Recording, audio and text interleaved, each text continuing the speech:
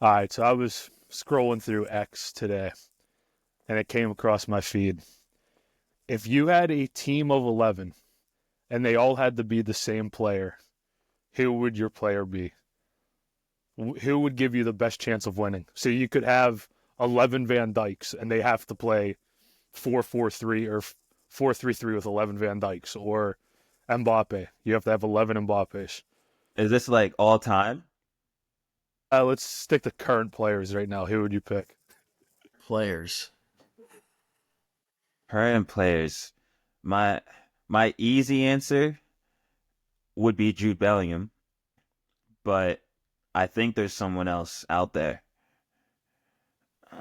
I had a similar thought to yours.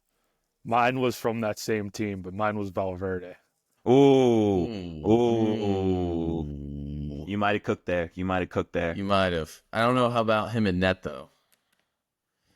I think he would do it. He would play so Well, tough. here's the thing you got to consider. If you have 11 Valverdes, how many chances do you think you're giving up? See, but if I'm going that route, I'm picking Van Dijk. Because if I've got 11 Van Dykes, I'm not getting scored on, and then I'm just pumping the ball up. I mean, I'm just lathering it up top and getting corners or getting knockdowns. Do you remember when Van Dijk was taking free kicks? Yeah. Oh my Like, God. fouls, just anything to get the ball in the box. You know what? My original thought was like an outside back because you have an attack. Like they kind of are dual of attack and defense. Mm-hmm. I wouldn't want to put a winger or a forward up because I feel like defensively, I don't know. You get a big ass Chris Wood. Not fast See, enough. I'm not mad at that take. I think if we're going to use the Van Dyke logic, from that Nottingham team, I'm taking Murillo. I've seen him. Fair. I've seen him That's playing fair. up and down the pitch. Yeah. He's shooting from half field. That left foot's disgusting. Yeah. We talk about Yeah. having 11 Van Dykes, though, but you wouldn't concede any chances. But how would you defend 11 Mbappes? Well, I think you'd sit back. But dude, even the pace. I mean, Van Dijk's pace is still unreal. You just low block it. 11 Mbappes. Could you just think about that for a second? Everyone, all Yeah. of them just going like killy, killy, killy, killy. Meep. I'm going. Ninja Turtles. I'm going 11 Van Dijks with Sean Dyche as my manager, and I'm My just playing God. power football. I'm just playing Power 5 football, baby. Oh, Do you think any Mbappes are going to stop a whipped-in Colonel with 5 Van Dijks on you? 4-4-2. Sean Dyche and Virgil van Dijk. Dude, Wow. that'd be unreal. Wow. Honestly, I might just quit everything I'm doing right now to start from the bottom of the coaching staff to make my way up and just coach a high school team, and that's how I select my kids. That's a lot of aura defending. They all either have to have a man bun or just a buzz cut. Yeah. There's a lot of good options, though. There are. Like if you There are a lot of like good take time options. to think about it, I guess it kind of depends how you want to play, though. I wouldn't Like, mind yeah, going if- Declan Rice either. It's a decent 11 shout. Declans would be good. I kind of Yeah, like that. Declan's would be good. He's got a good, Motor. you showed it today. I mean, defensively and offensively. Good motor, Yeah. good feet. I feel like What do you think? Well, hold on. Well, what do you think is more, if you have 11 of all center backs and 11 of all, attackers, do you think it's going to be easier for the attackers to score, or do you think it's going to be harder for the defenders to score? I think it's going to be easier for the defenders to defend Yeah. than it is the attackers to score. That's why it's like Rodri would probably be a good shout too. Yeah. I don't know. Like I don't know what his pace, I don't know. Yeah, I don't know if he's I'm thinking- athletic enough for it. Yeah, but I don't know if you probably wouldn't lose the ball. No. Yeah, maybe not. But like, you're not gonna have the ball for 90 minutes. No. At least I don't think. With 11 Rodris, you might. Yeah. Yeah. It's a good question. It's a good question. I think we can leave it to the viewers out there to let us know what players that you would have a full 11 for. But I think without further ado, boys, we're back. Another episode of Remotely Related. Thank you all for tuning in. I'm one of your hosts, Kenny. And before I introduce the other two, make sure to like, comment, subscribe on the YouTube. We got a couple more from last episode. I don't know what's happening. Just going to keep it going, see what goes there. But Great train, maybe. yeah, we love it. We love it. And then anything on Apple and Spotify, please leave a review there. Goes a long way. But boys, there's 3 of us. There were supposed to be 5.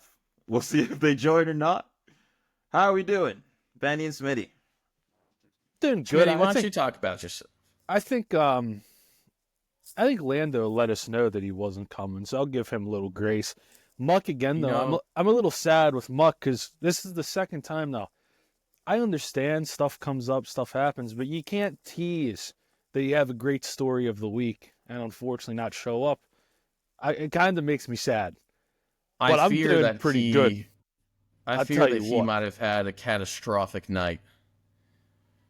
I fear. Well, you see one snap post of a FCC game and nothing else the rest of the night and no call, no show. You think the worst. I mean, there was an image that you sent us about a week ago that I don't think we even got to talk about that, but that also could end as a bad night as well. But I'm doing well, you know. I'll be honest, I hopped on a little late. I was a little late. I was having some lunch, some meatloaf. What are you having for lunch, Eddie? Meatloaf, mashed potatoes, green beans. Oh, good wow. lunch, good lunch. It's more of a dinner for me, but yeah, it was a heavy lunch. Hefty lunch. But like, yeah, a 2:30. That basically is dinner. You only eat like once if you're gonna eat at 2:30 and have the loaf. That's a that's a yinzer right there. Any excuse to put 3 cups of ketchup in your meal. Any excuse. Coming from the guy who just had the batch of chili that has to be made soon. So. That's that's very healthy. Okay, we're talking beans, beef, onions. I mean, you're going Delicious. to Chicago for St. Patrick's Day, so I don't think health is something that is necessarily being prioritized here, because the amount of physical and mental harm that can do to an individual has to be high. What's up with you, Kenny? How we doing? I'm all right. Saturday, got my little drink on during the day. That wasn't too bad.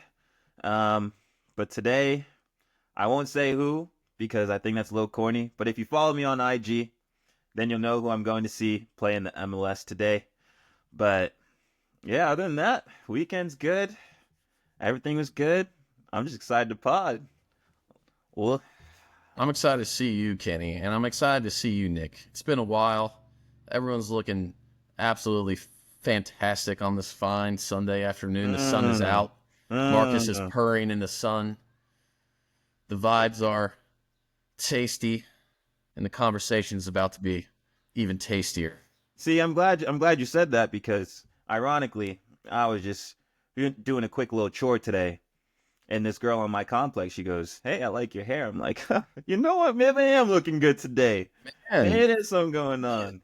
I wouldn't say that right now. I mean, that's just me. I mean, obviously she must like you because that's just not true. Well, it's true Just to me. kidding. Yeah, I mean, you don't say that to people Well, unless the boys can't compliment each other. No, You can't. unless you're trying to put in a tackle. Yeah. Yeah. Well, speaking of putting in a tackle, let's dive over to some of these Premier League results here. This one's pretty fresh in our mind. We can work backwards from the weekend. Manchester United won. Arsenal won.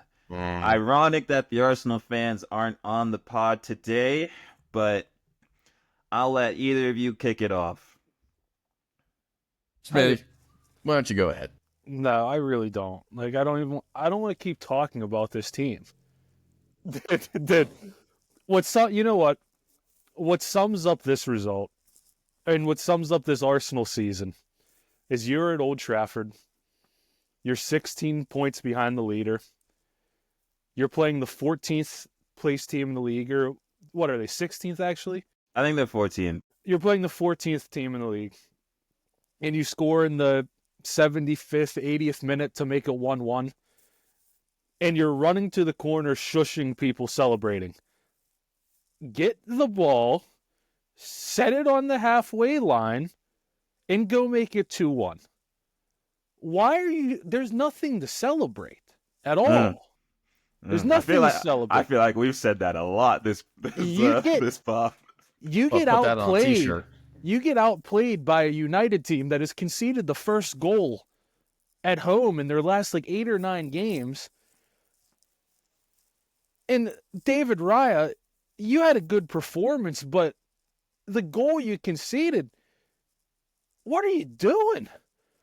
Why? Kenny, the ball. Kenny. Jacob. Man was teasing him, dude. Man was teasing him. Benny, the ball was 2 feet inside the post. The ball was 2 feet inside the and perfectly in the middle, too. It looked like sketch. It wasn't high. It wasn't in the corner. Why is David Raya standing this far away from the post on the set piece? Because he wanted a full horizontal save for the gram. He gave Bruno Fernandes 7.8 inches of the goal to aim at. Of course he's going to score. Yeah. He had the whole goal to aim at. You know, their set piece coach is supposedly famous, but one, the wall was 11 and a half feet. Number one, how do you not catch that? Two, I guess he's, David Raya, I want you to touch the other post, actually. I just want you to give him the whole net. That's the coaching. Jacob. Or Benny. Sorry, I keep calling. It is the 90th minute. You have a set piece about 30 yards away from the box. The only way you've scored goals all season is on set pieces. Why is Declan Rice playing it short to Martinelli? Why? Whip the ball into the mix. I do not care. Martinelli, he's not going to beat his man and get a cross in. I saw it yesterday. It's not like, oh my God, he didn't. Everyone knew once that ball got played to Martinelli, nothing was going to happen with it. Just put the ball in the box. I'm done. Decision making. Kenny, what are your thoughts on the game? So I'll say, of course, Man United, Arsenal, the historic Premier League rivalry that's gone back for, the past 20 years, or however long we've been watching footy, and so many years prior to that too, right? It seemed a little lackluster, and I'm going to make a little joke here, but they keep talking about Amorim, there's no style of play, it's been 26 games, whatever else they're saying. To me, there is a certain theme and pattern that's gone on from game to game to game when they're playing against the Arsenals, the Liverpools, the big clubs. You know what everyone says after the game? The game lacked quality. Maybe this is Amorim's tactics. He wants the game to be bad. He doesn't want the game to have these high quality moments right now. Because if Man U's bad, maybe he's just like, if we're bad, you're coming down right with us.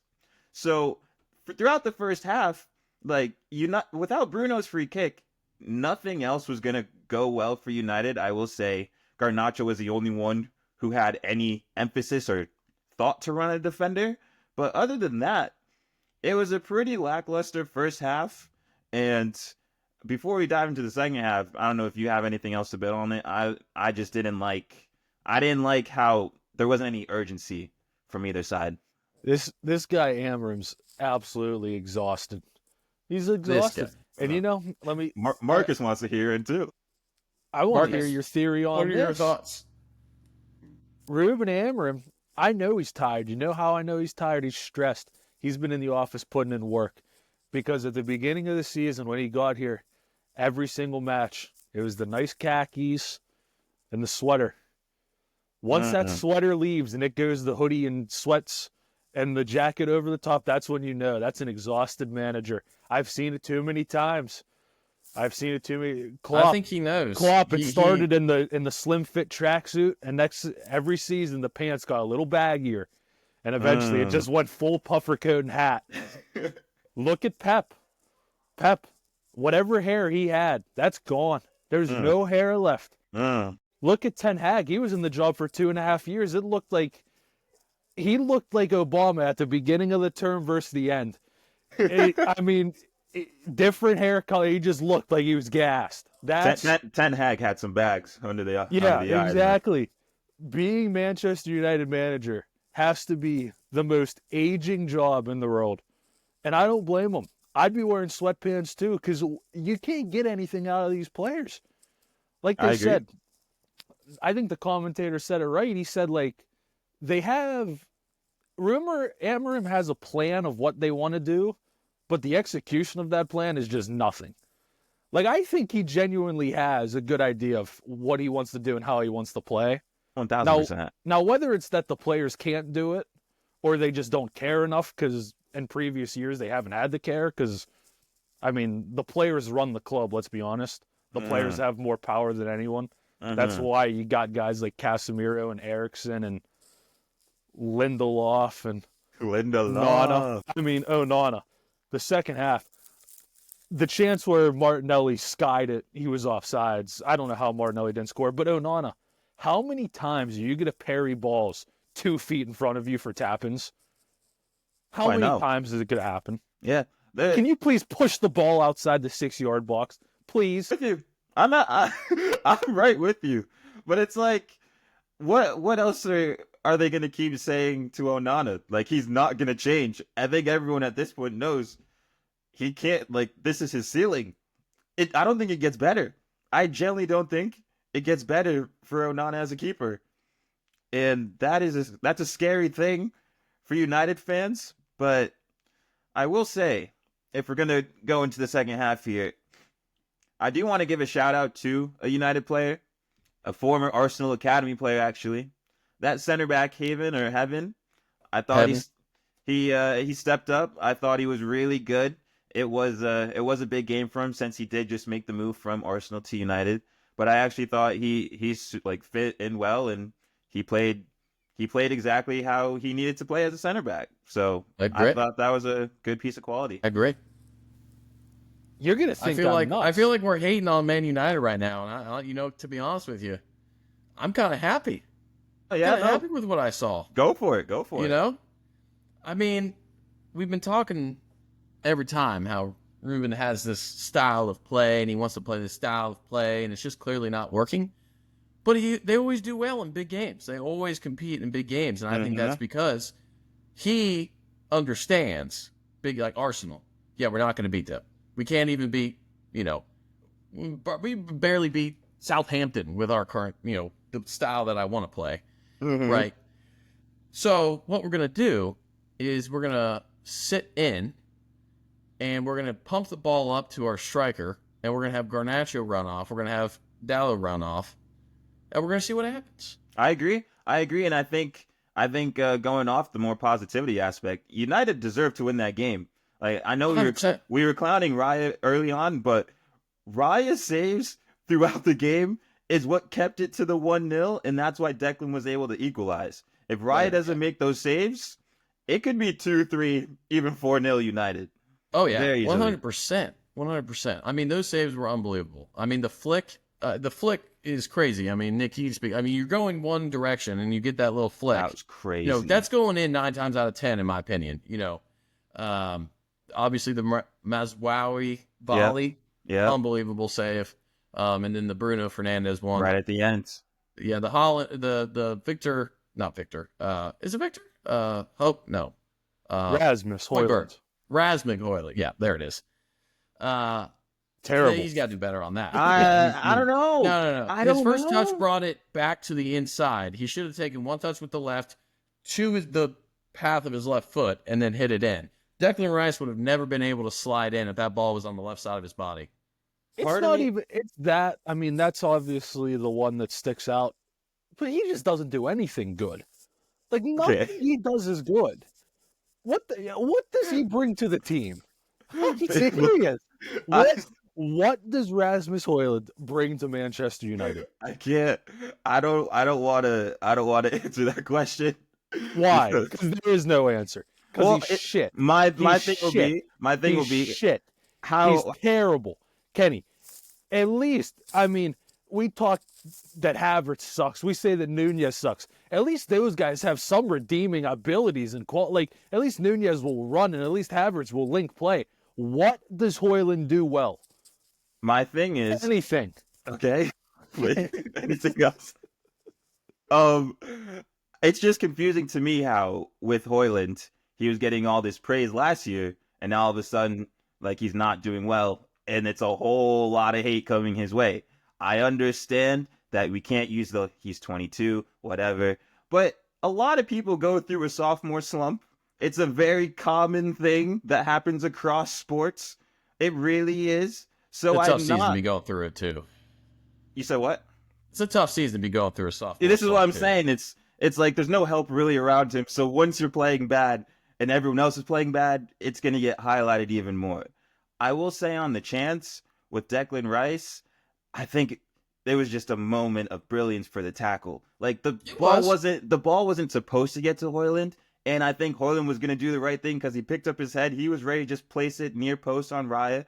I think it was like, in theory, as we're gonna say a lot probably, it was great. It was just Declan Rice had a better defensive play. Yeah, see, that's if you are a forward in the Premier League, you shouldn't even have you should know where you are, touch, bang. I mean, that's your whole job. That's your whole thing. You shouldn't ever be surprised if the ball comes to you in the box. Ball comes to you in the box, touch, bang, touch, bang. Too slow. Fair enough. He might be having a sophomore slump, but he scored less goals than Trossard did last season. Okay. I don't know what I'm not a United fan, so I'm not gonna act like I'm gonna keep defending Højlund. But I think we've seen the quality from Højlund from last season. It just clearly hasn't translated this year. So that's why I don't want to keep like hating on him when the entire team has been terrible. I'm ready to show they're some 14. praise. I'm ready to show some praise. Let's go. Casemiro. I loved it. You know what? Here's the thing. Here's the thing with Casemiro. Games where United are never going to touch the ball, like today, games where they're going to have 30% possession, Casemiro, he can do a job. He's good at that. He's not good at passing, but he can still move around the pitch a little bit and run into people. That's what he's good at. How about Bruno? Bruno, fantastic. Fantastic today. He doesn't deserve this 14th place treatment, man. He's so good. He's so good. It's funny because I think we saw the battle today that everyone probably talks about on Twitter with like the Arsenal fans or whatever, the Odegaard versus Bruno. And there was a lot of key chances. There were a lot of key chances for both of them. Odegaard at the end, Bruno at the end. Obviously, we saw Bruno's free kick, and then we saw Odegaard's free kick. But what did you guys think of Odegaard's performance today? Please tell me no one's actually defending Odegaard in that debate right now.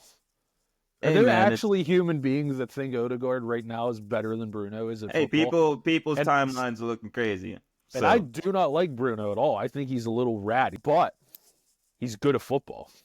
He's really good at football. He is. No, I mean, I'm all good with this game. United definitely deserved to get the win, in my opinion. But yeah, Declan Rice was probably the outstanding performer throughout the game. So I'm not even mad that he was able to get the equalizer. Any closing thoughts on this? Anything that you wanted to see? Anything that you did see? Anything else? Get ready for next season, play Arsenal. like that the rest of the year. United. That won't happen. We know that won't happen. It won't, but it should. It should. But 1-1. Let's move on to the next draw. Tottenham versus Bournemouth. Now, Benny, I know you got the chance to watch this game. Enlighten us, because I think we're on the same wavelength here. Yeah, it was a sad. I don't even know. Bournemouth deserved to win that game, obviously. So much, so bad. I mean, Ange just holding on by a hair, in my opinion. Mhm. I mean, they played atrocious. I mean, they were bad. I mean, the guys couldn't even get passes off. Like, no one was showing for passes. No one, like, the amount of times that people took 5, 6, 7 touches and just got the ball picked off of them. Mm-hmm. I mean, that just shouldn't happen in the Prem. And I don't even attribute that to the individual players, because when you saw it happen, there's just no options. There's no options around. It's like I have the ball and everyone else is just in la la land. You know, where are my options at?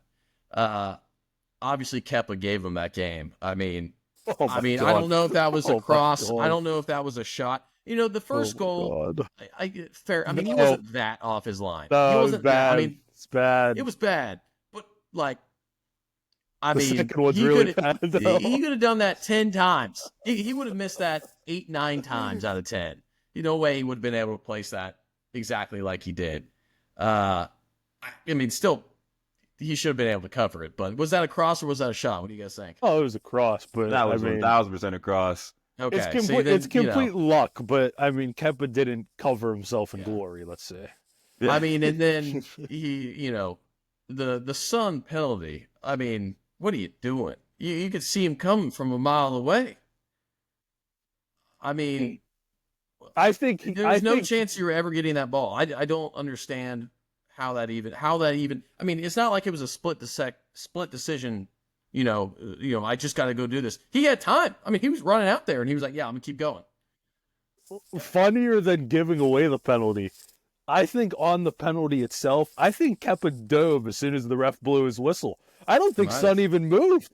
I mean, Kepa was just laying on the ground. Son didn't even take a step, I don't think, yet. And the ball was... I mean, that ball might have bounced 3 times before it crossed the line.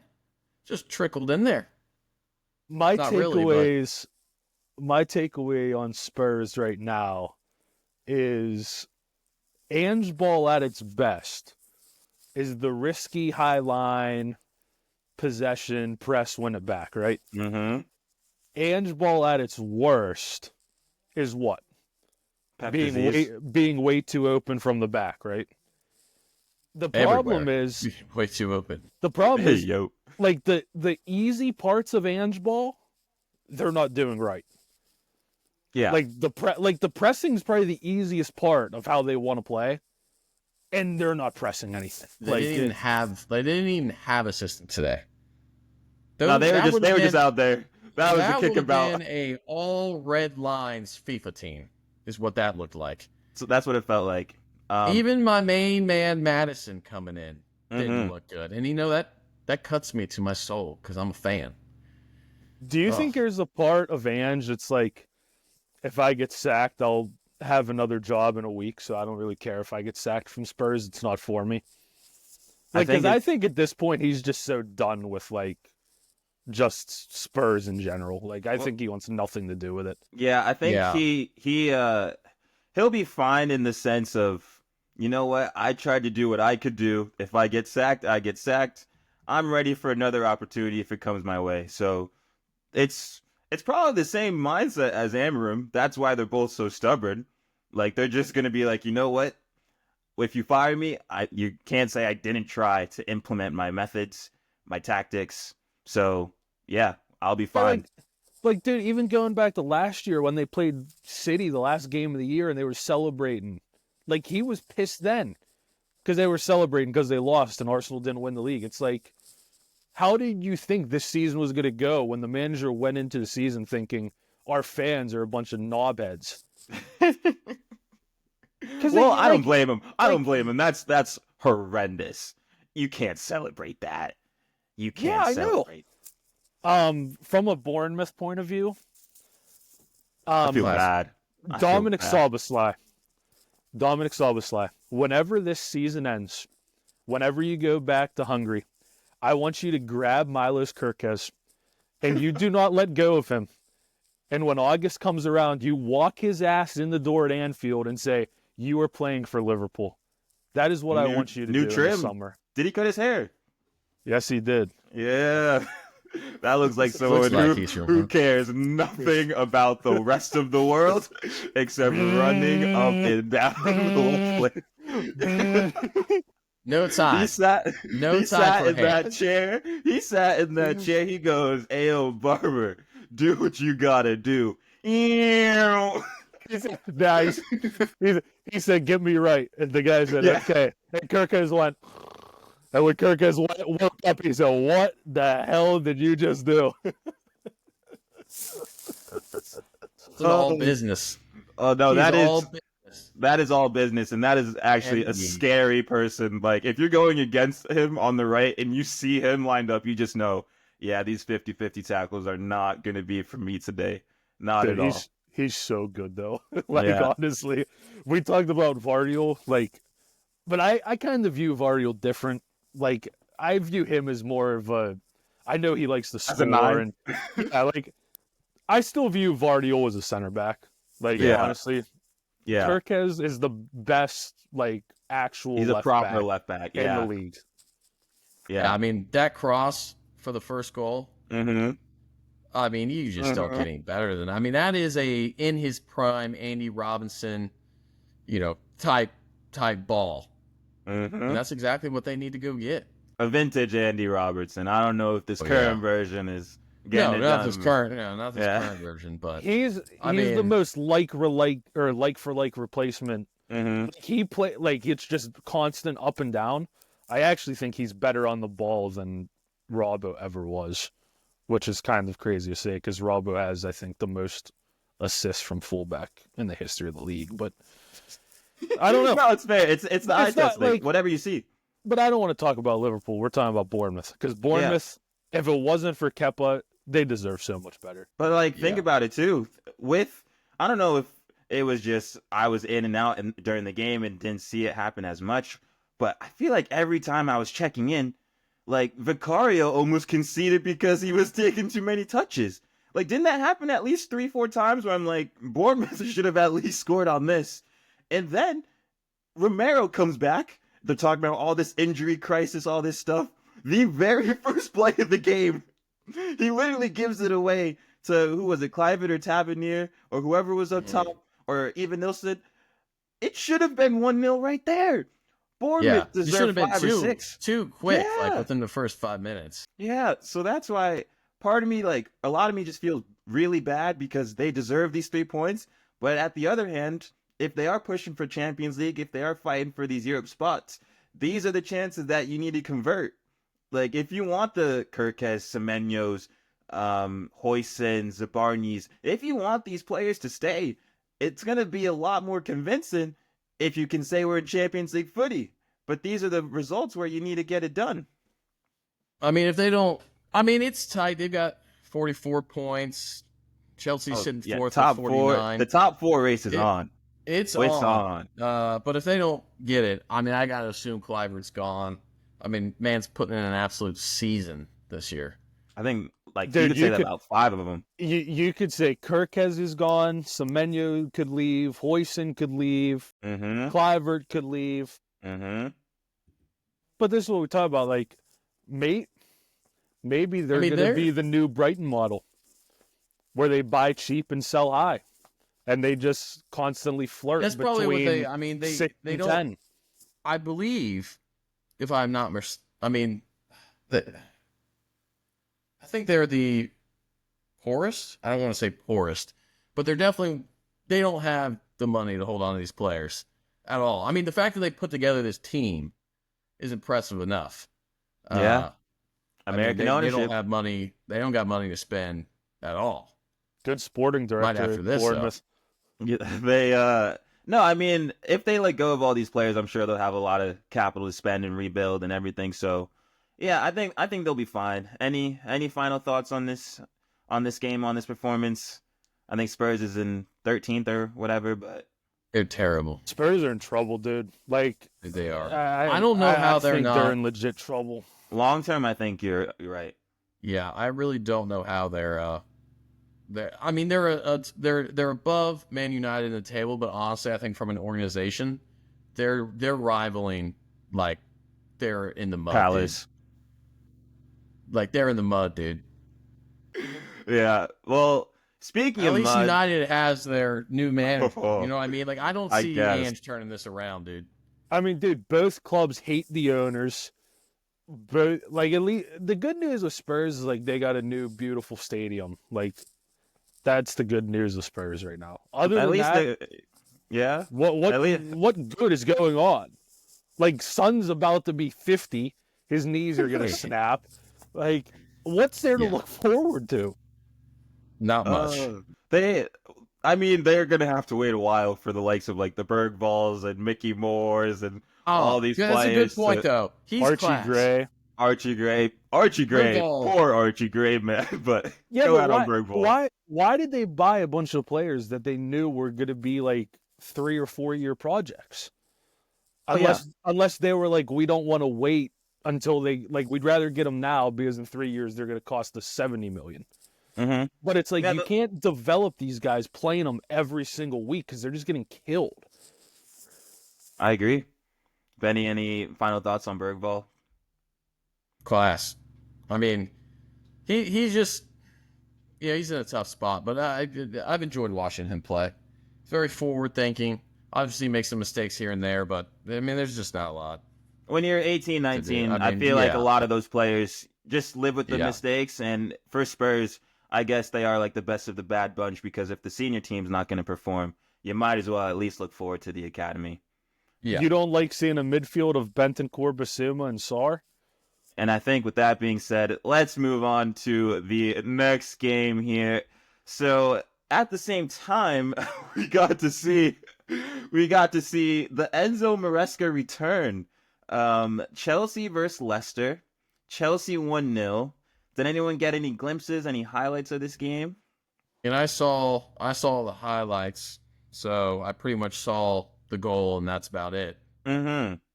There was a highlight before the goal. There was. If we're talking about the same one, it might be the Cole Palmer PK. Mm-hmm. Mm-hmm. That's Did you think it was a bad taken PK? No, I mean it was a great save. It just Mhm. doesn't help his current situation, which is His guy's in Fading. horrendous form. terrible guy. form. Which I feel bad because I like the man, but yeah, it's been a steady drop off from him. Maybe a sophomore slump. Well, He has 3 wouldn't goal go- contributions in his last 16.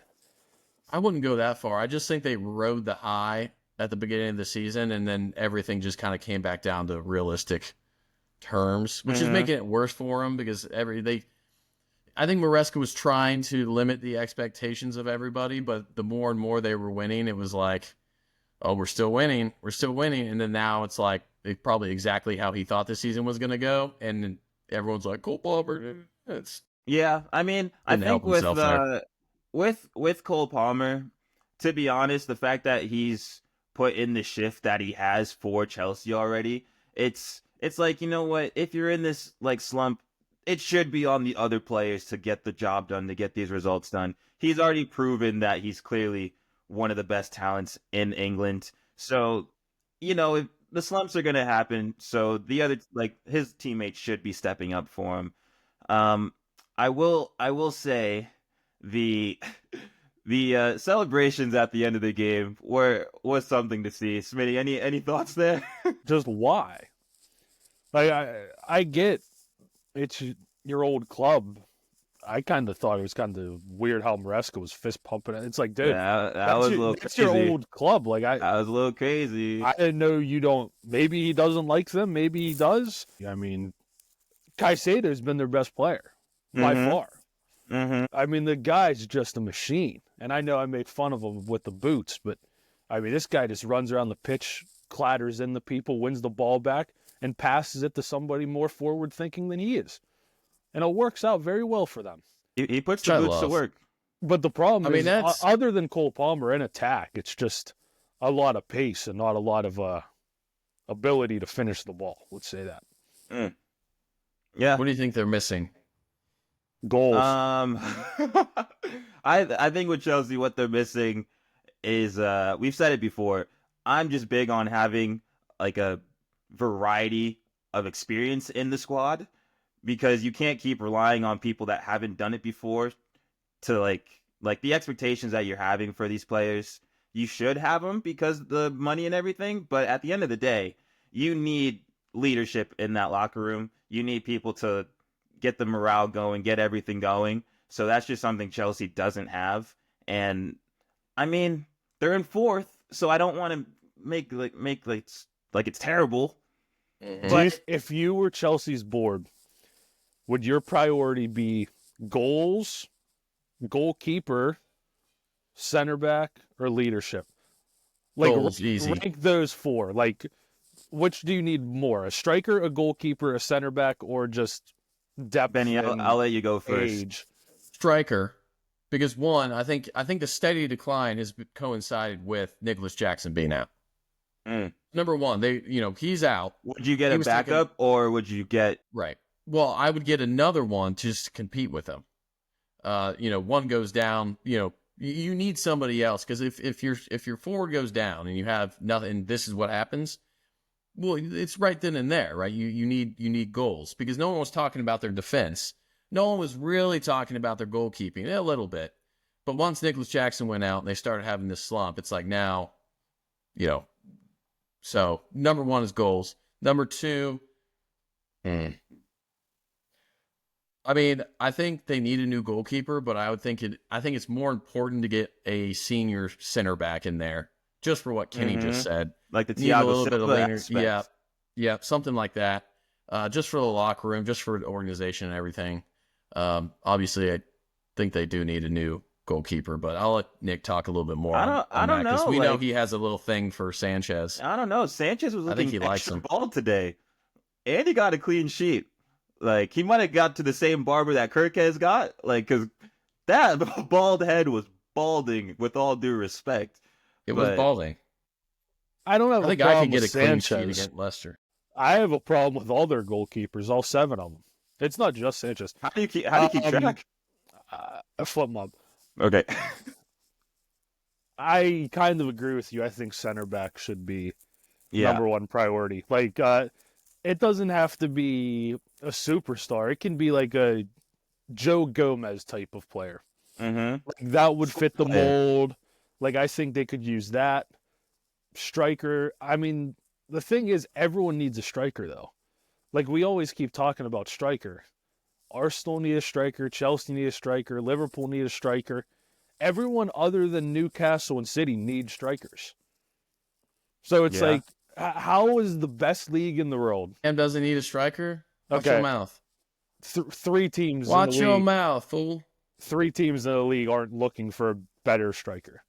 How is that possible that the best league in the world, no one has a striker? I mean, You want the a question- bold take? Chelsea, we be on the same thing. go to Atletico Madrid and ask how much Julian Alvarez they'd be willing to let him go for, and pay whatever it is. If it's 100, pay 100. Actually, don't pay whatever it is. But I would pay 100 to put him in that Chelsea team right now.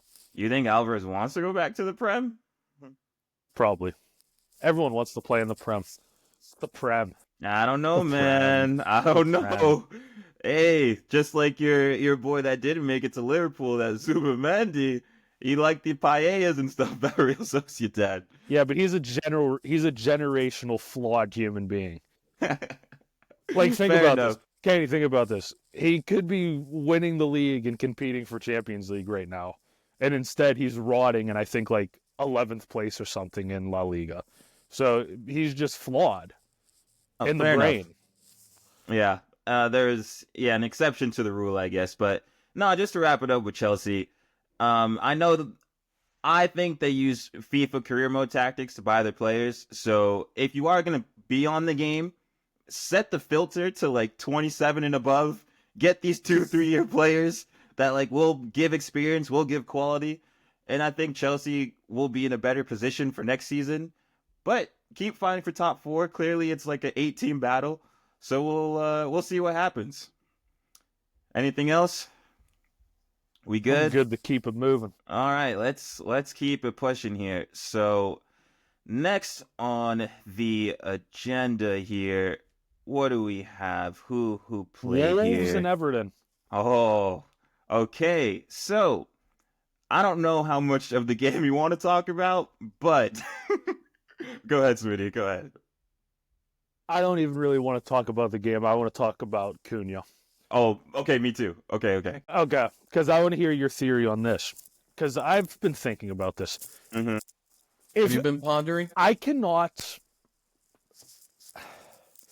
I don't want to give him a let off and say what you're doing is acceptable because it's not acceptable. But if you are a player of his ability that is stuck in this terrible of a situation where everyone around you is no good, and let's be honest, he's 3 levels above everyone else they have in the team. Mm-hmm. It is a tough situation to be in. A tough situation to be in. So, like we said before, just screw your head on tight and get to the summer and someone will buy you and you'll be gone. But we're not really taking into consideration the mental toll it is of I'm literally carrying this team. We still suck. Like that's got to do something to a person, right?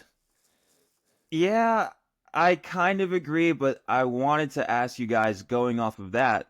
With Cunha, we understand the burden of trying to carry this team out of the relegation battle and everything. He's on my fantasy team for a reason. Clearly, quality player. But it's like, what do you look at all the moments that he's had this season? Like all these like bad moments, like the fight with the whole entire team earlier on. I remember going through Twitter one day and seeing he threw a nasty elbow. I forgot on who it was, but if it connected, he probably would have been suspended for like 5 games. And then just the most recent thing in the FA Cup against Bournemouth when he loses his mind. So my question for you guys, think about it. Cunha, we know how good of a player he is, but is this a burden that all the big six teams or whoever he goes to wants to have? Like, do you want this head loss on your team? I'd take him at Liverpool right now. Really? Yep. I think as soon as because it hasn't been a problem until this year. Has it ever been a problem until they've been atrociously bad? I don't think so. it has. Exactly. So I just, like, if you put him in a good team where he's winning and he's enjoying life again, I think he'll be fine. He has nothing to be happy about. What should he be happy about?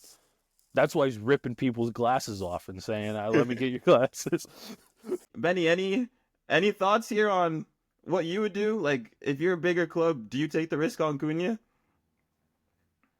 Yeah, 100%. And I think, is he a captain? No. But is he a great player? Yes. I mean, you want a little bit. I think, he's a top player. I'm sure, he's millions of dollars. He's playing in the Prem. It could be easy for a player to just kind of be like, well, whatever. It shows he wants it. I mean, he really wants it. And yes, he's letting his emotions get out of control a little bit from here and there, but I'm not necessarily say it's a horrible thing. Yes, he needs to control himself, but I'm still taking a chance on him. I don't know why I'm saying taking a chance. I'm bringing him in, and as soon as there's other world-class players in there, he's going to calm down. Like, he's not going to be an ass if he's at Liverpool and he's got the likes of Salah and all those guys. Like, he's not going to be doing all that. And if he is, then he'll get taught a lesson, I'm sure, real quick. You got to think, like, he's Premier League proven. He's shown how good he is. I believe his release clause, they said it was like 60-something million. I'm 98% confident that he will be playing somewhere in the Prem next season for someone. I don't know who, but he'll be in the Prem. Oh, he's got to be. Yeah. Fair enough. 60 million, that's cheap. That's nothing these days. Yeah. Someone that can score. Fair enough. No, it's an interesting take. I guess moving from there, if the tiny bit of the game that I did see for the second half, I heard that was it Jack Harrison scored a quality goal for him early on for Everton, but other than that, it was a game that really didn't bring much out. Like, this is a David Moyes special in terms of going away from home and just gonna keep getting results, keep getting everything, but Wolves, it was more just a sad game because it's like both teams want to try to get the win, but I just don't think the quality was there to get the win. And And yeah, that's the only 2 cents I got for Everton Wolves. Any final Cunha thoughts? Anything else with that? All right. Yeah, When let's I saw that Love matchup, him. Love him. I think he's a good. I think he's a great player. Great no, player. he's an unreal player. Just needs some help. And let's move on to Brentford and Aston Villa. Ollie Watkins strikes again against his old club. Did anyone see any highlights of this? Anything that you want to call out from this game? Brentford were a little disappointing, I thought, at home. Yep. When was the last time Brentford won at home? Was the commentator saying something crazy like 7-8 games? let's see here. They are what they are. Won 11, drew 5, lost 12. That's Brentford. Yeah. I mean, they've just started like Chelsea. They started really hot, and they've come back to the mean, you know? Everything in life, you'll be humbled eventually, right? When you get too high, 8. you know it's going to happen. The low's coming. The difference between Chelsea and Brentford is Chelsea are better than Brentford. That's why Chelsea haven't fallen below 6th or 5th or whatever, because they have better players. Brentford, they were always going to finish in, 8 to 14 block maybe, around Right. there. They're Right. No, where they belong. They're an established Prem team, and I think we were talking about Cunha. I do want to ask you guys about a couple players on Brentford that probably won't be there next season. What do you think happens with Mbeumo and Wissa? I think Wisa probably stays because he's older. I think he's 28. He's 28.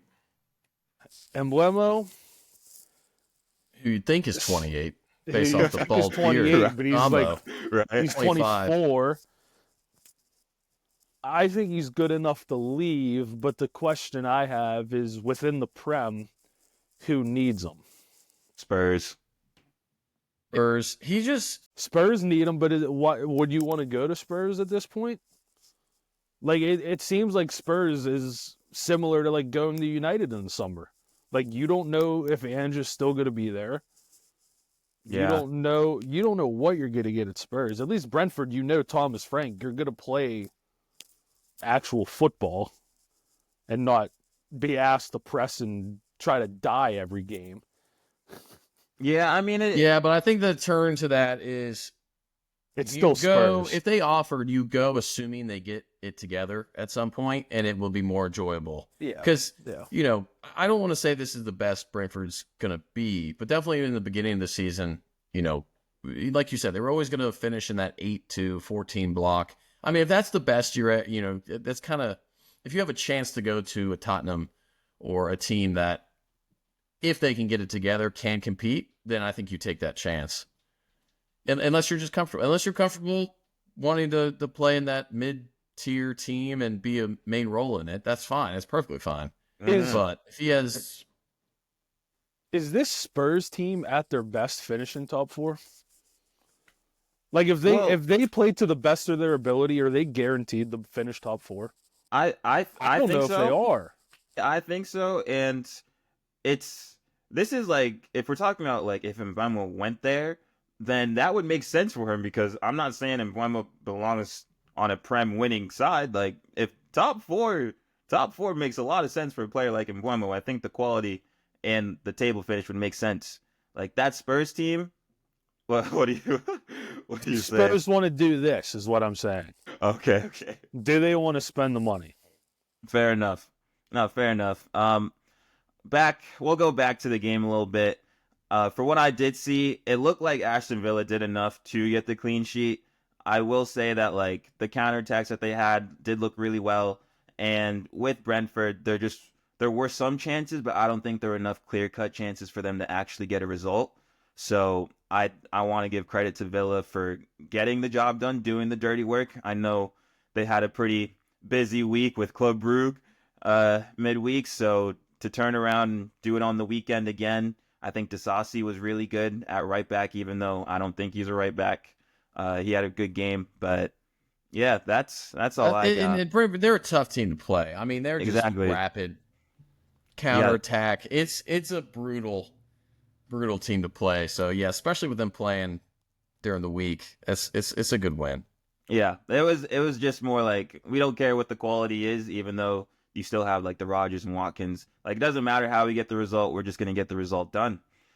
Um, but yeah, what are they now? Fifth? This is this is a top four conversation, It's Smitty. they're in 7 right now. No, I said it. They're not getting Champions League football. I'm sticking to it. I'm just gonna They're, check in because how many points off are they? Two? they're Three? in they're in seventh with a game in hand and 2 points off. Okay. All right. The way we'll get the City, but Right, I mean, snuck up there anything's kinda possible. quietly. Yeah. I have to say, I haven't been giving Brighton a whole lot of attention this season. I just feel like they've kind of been around. But We can go there. Let's go. Let's talk Brighton Yeah. Fulham. Go for it. okay, all right. I just feel like they're there. I mean, I just don't talk about them a lot. I don't hear a lot about them, but they're at 6 right now. This they're is Down, is that what you're live. saying? This is Brighton, up and down, up and Up down. and down. Well, The highest of the highs and the lowest of the lows. that's fair, but they're sitting 6 right now with 46 points. No, they're absolutely flying. I think with this game in particular, they were on the front foot for the entire game. Like Fulham kind of caught them off guard with Jimenez's finish, which I thought was kind of brilliant. The way you described like how Højlund should have just took the touch and like snapshot, that's exactly what Jimenez did, and I thought that was a really good finish. But no, Van Hecke with the header, and then Joao Pedro at the end winning the pen. Like it was a quality Brighton win because I think they did enough to deserve it. So that's why they got to this point and got the 3 points. But yeah, I remember reading a stat earlier on the pod where it was like Brighton had 60 wins, 60 losses, and 60 draws. So it really is just ebbs and flows with them. We've seen them when they were having a stinker early on in the year, and now we're seeing when they're at their best. So I'm sure the happy medium would be like a 7th, 8th, but you know, it was a good win. It was a good win. I still can't Man, believe this- they didn't sell Matoma for $90 million. Dude, Very I will unlikely. assign that so quick. So quick. Who offered that? Saudi. I would have said, Matoma, thank you for your service, but your service is needed elsewhere. Pack your bags. Pack your bags. He's probably Uh, like, thank God. Yeah. He doesn't strike me as the type of player that does it solely for the money. Right. No, if you write a book on how to dribble, then clearly you're a fan of the game. So Yeah. we'll Or give maybe him, man. you're just trying to make extra money. I guess, Maybe. little side hustle. But We should No, normalize that. Footballers working 2 jobs. well, we can actually talk about a team that might need their players might need to get 2 jobs after they get relegated. Liverpool in Southampton. Now, Smitty, this was an interesting one, and I don't want to spend too much time on it because you guys got the win. But what I wrote down just a couple questions for you. Darwin Núñez. Does anyone want to explain how that wasn't a red card? Yeah. Because the PGMOL wants Liverpool to win the league. Yeah, cool. Benny, did you see the I challenge? must have missed this. Oh, if you take a look, Generational head loss for no reason. it was so unwarranted. It didn't mean any. Like I have no clue why he did it. But speaking of, or anything else there, Smitty? I think the reason it probably wasn't a red is because he ended up like making contact. Like he ended made up like it contact. ended up being like thigh to thigh rather than his like boot going into his. I don't know. It could have been a red, but it wasn't. Yeah, So, it is what it is. Next one here. Speaking of why did they do that? Let's talk about Virgil van Dijk for a second. His biggest 2 flaw is when games. he decides he doesn't want to defend. That's his biggest flaw. Right. And it happens Any at least like twice a season at this point where he's just like, you know what? I don't want to defend right now. Yeah, it seems like he took the week off after the PSG moment as well. Benny, did you see Southampton's goal? I did. Any thoughts coming from a past center back? What was going on there? You know, you're just trying to be too perfect. Right. Exactly. Was the man That's not about tired enough? That's about what I'd sum it up to. You know, you'd love to be perfect as a center back, but at the end of the day, when you're not sure, just boot that ball 60 yards in the opposite direction of your goal Yep. to get it out. It's very simple. I agree. Don't be too crazy now. Make the clearance, give the chest bump, celebrate the whatever with Allison. No, Yeah. I understand. I understand. Probably have the Smitty, ball back in 20 seconds anyway. You're probably playing, less. you know, Probably less. probably less. Yep. Yeah, it's just tough when you let someone with the last name Smallbone score on you. I know. That's just It's a bad look. yeah. But no, the final thing for Smitty, then I'll let you say whatever you need. Any thoughts on Mo Salah's performance? Nothing bad, but anything you want to say? 2 goals. 2 points. Yeah. 2 goals. Load up the Ballon d'Or. Let's keep it rolling, baby. Okay. But no, I expected Liverpool to win. I just didn't think it would be in that fashion. So if there's anything that you boys want to say on this, I'm completely fine. let's not, we can't talk much about the game because, it is what it is. Let's talk about the contract situation real quick. Okay. Yeah. Let's do it. Go Nick, for it. What are your thoughts? I have no idea. I genuinely have no idea. I don't know what the holdup is, what the wait is. Do you think it's the club is deciding if they want to keep him, or do you think he's negotiating how much? Do you think they've already said we want you, and now we're negotiating how much, or do you think they haven't even let him know yet? No, I think they want all 3 of them to stay. I think all 3 of them are different situations, though. I think the problem with the Van Dijk and the Salah one probably isn't the money. I think the money's probably whatever. Tell us how much you want. We'll do that. My opinion is they probably both want like 3-year contracts. Yeah. And Liverpool are probably like, we don't want you under contract until you're 36. So The way I Van think, Dijk plays, I think he can easily play to 38, exactly how he's playing, in my opinion. yeah, but would you be willing to take that bet with Salah though? It's tough for a 3 winger. years? It's tough for a winger. I mean, I don't even feel like he's been. I mean, he's clearly not let off the gas. I don't know how you can't. Yeah, man, I don't know. It's just hard to give somebody that's scoring that many goals and just letting them leave. The Trent one, I think probably what happened is Trent went to Madrid and got an offer, and he probably came back and Liverpool were like, we're not going anywhere near that number. And it's going to end up being, are you willing to take less to stay? Because I heard 400 grand a week, and Liverpool are not giving a right back 400 grand a week. Yeah, no, I would do the proper Liverpool to Madrid send off. I'd say adios. Say it right in Spanish too. Thank you for everything. I'm out of here. That's all I'm saying. Here. What? 400K? Oh yeah, no, I would easily be out of there. But no, it's an interesting situation. I think the fact that it's so quiet just keeps the whole like unsteadiness of it there. So it should be interesting to see how it plays out. But My opinion's still the same. I think Van Dijk and Salah will stay and Trent will leave. fair enough. All right. Let's wrap these ones up here. Crystal Palace beat Ipswich 1-0. To me, this felt like the Mateta, like we're playing for Mateta game for Palace. I think a lot of it, or we've all played footy before. You know when there's like a tragedy that happens or stuff like that, and people either hang up the jersey or like, you know, when they score, they lift up their shirt with like a message and stuff.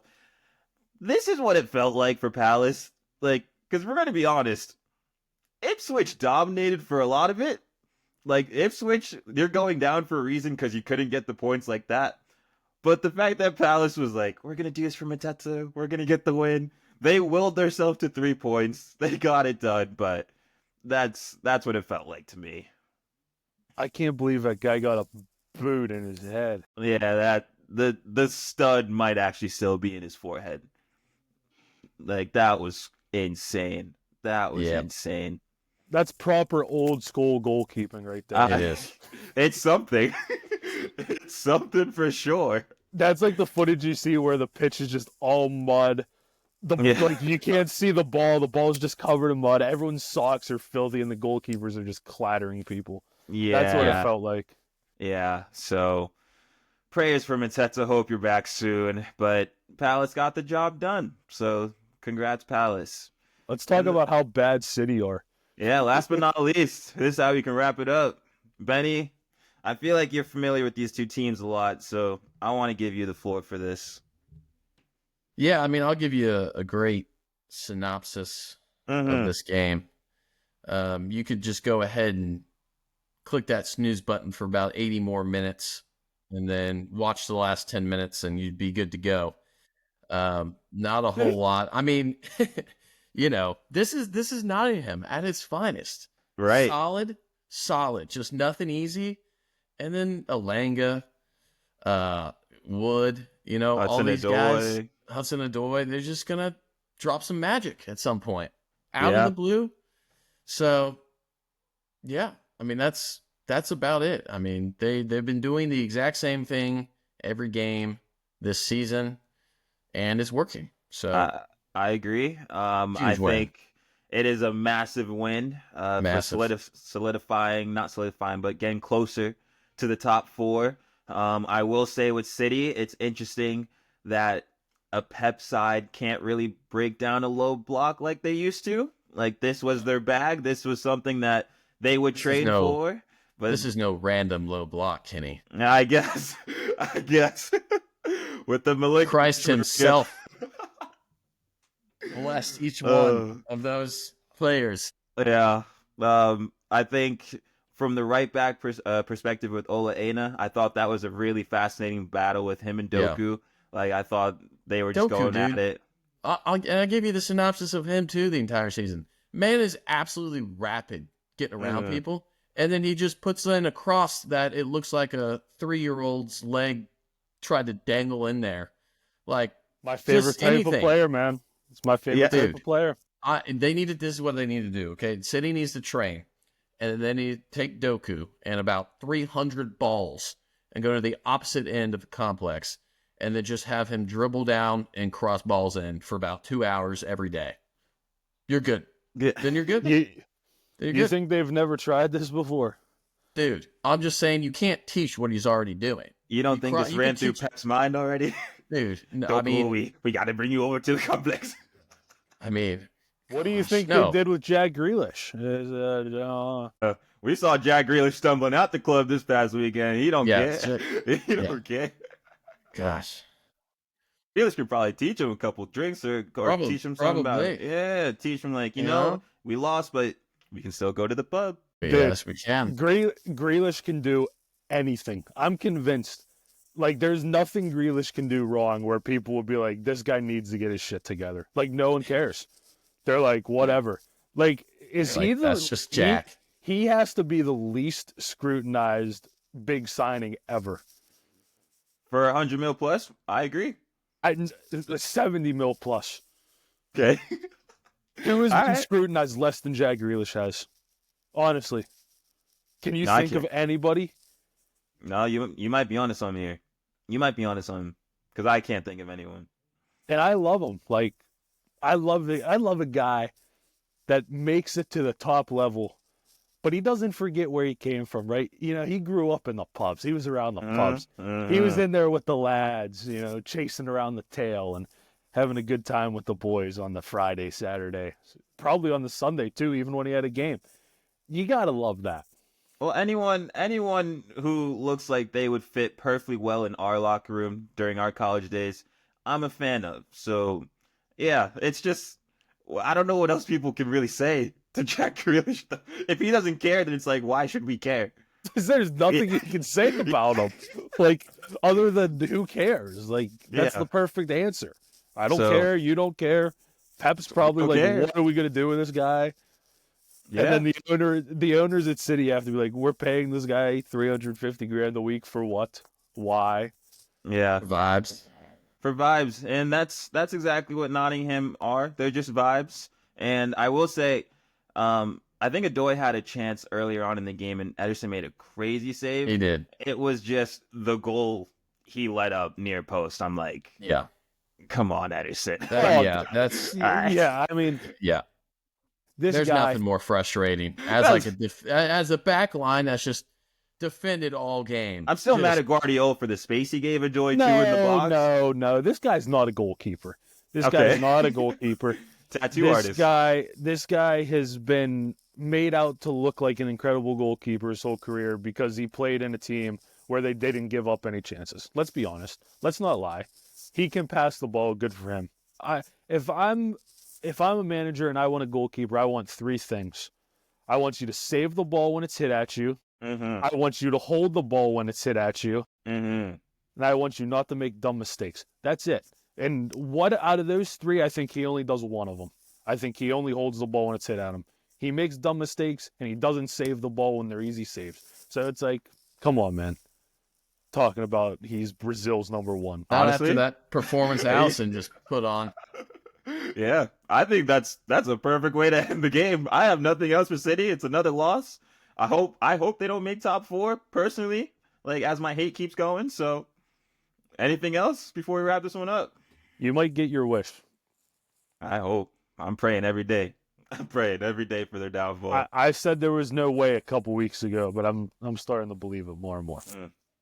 But all right, I think that's the Prem roundup.